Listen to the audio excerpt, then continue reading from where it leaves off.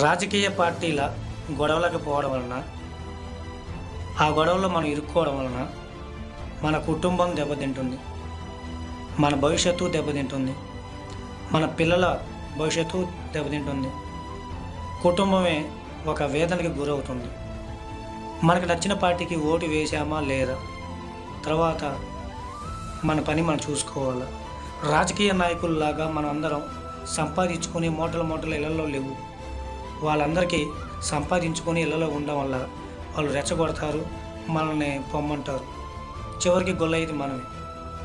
మన పరిస్థితుల్లోనే ఇప్పుడున్న రాజకీయాల్లో స్వతహాగా ఇంట్లో అన్నదమ్ములు పలుక్కోలేకపోతున్నాం, బావబామర్దులు సరదాగా కూర్చోలేకపోతున్నాం, అక్కా చెల్లెలు మనసారా మాట్లాడుకోలేకపోతున్నారు, చెల్లెలింట్లో శుభకార్యం అయితే తమ్ముడు వెళ్ళలేకపోతున్నాడు.